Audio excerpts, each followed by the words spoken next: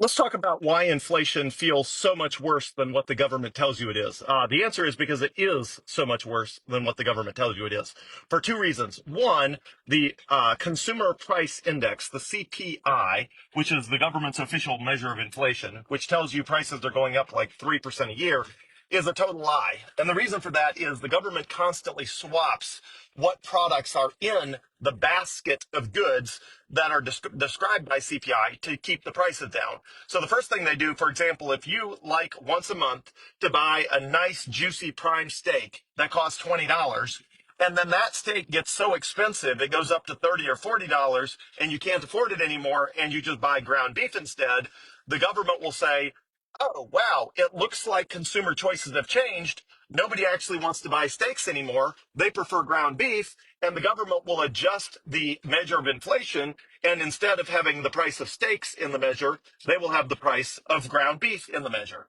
And they will presume that you are happy because you are buying what you wanted, when the truth is you're not buying what you wanted. You're buying what you were forced to buy because the government kept you from buying what you really wanted to buy it because it's too expensive. So the number one way that the government rigs the inflation statistics is by continually and constantly swapping out the products that they use to measure inflation by constantly switching from more expensive products to less expensive products. So they're constantly switching from what you wanted to buy into what you were forced to buy. And the government says, well, you're still spending about the same amount of money on groceries. So I guess inflation's only going up X% because the truth is you're only spending that much more. And the truth is, no, what I wanted to buy was way more expensive than that. I couldn't afford it. And so I bought something else instead. And the government says, well, we only measure inflation by what you actually buy, not what you wanted to buy or what you could have bought in the past. Okay, so that's the number one reason. The second is the government excludes from the measure of inflation all of the things that go up a lot in value when they print a ton of money. Give me one second.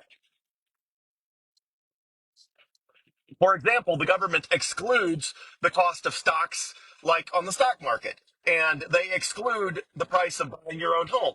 So if you're, freshly minted right out of college and you're looking at the cost of everything and saying, I don't have, I'm buying stocks at exorbitant valuations. Not sure how I'm going to get a return on investment on these.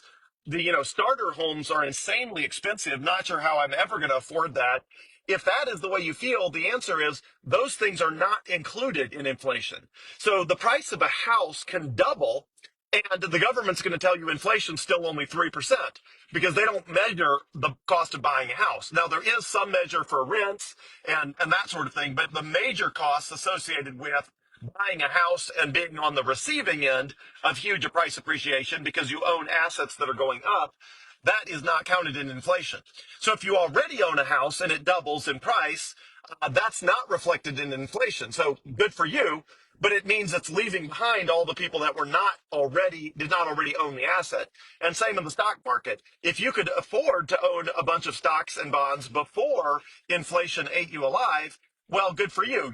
Your stock portfolio might have doubled over the last 5 or 10 years. But what about all the people who couldn't afford a nice, big, cushy stock portfolio prior to the last 5 or 10 years?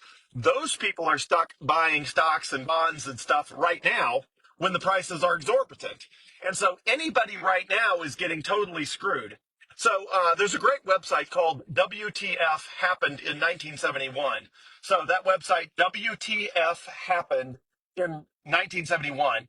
And it shows a beautiful chart of basically all the ways the average people have been screwed since 1971, which is when the United States came off the gold standard and started just printing fiat dollars, to infinity. And it shows how human productivity used to track very accurately with human wages. So as humans became more productive, they got paid more. And in 1971, it suddenly diverges where human productivity keeps going up very steadily, but human wages level off, meaning people are not getting paid for their productivity. And that's because wages are constantly being undermined by the government printing more money. So the short take is, if you think wealth inequality is a problem, the primary driver of wealth inequality is government money printing, is the debasing of the money supply, because it means the people that are living paycheck to paycheck, or the people who can only afford to save up small amounts of money, are constantly getting their assets eroded. Meanwhile, all of that new money printing that the government is doing, it's mostly driving the price of stocks and real estate and other assets like that higher. For example, gold and Bitcoin. So those assets are going up, but if you don't already own those assets, they're getting higher and more out of reach. The one asset that I don't think is out of reach yet is Bitcoin. I feel like in a world where stocks and real estate and all of the other things you could buy, including gold, to try to insulate you from inflation, in a world where all of that is out of reach, Bitcoin is still very much in reach for the average person because you can buy any amount of it. It's not like a house where you have to have a huge down payment and a high net worth to even afford it in the first place. It's not like real estate. It's not like a big stock portfolio. So Bitcoin is the best way of insulating yourself from government money printing, and it's available to everyone. So it's the best antidote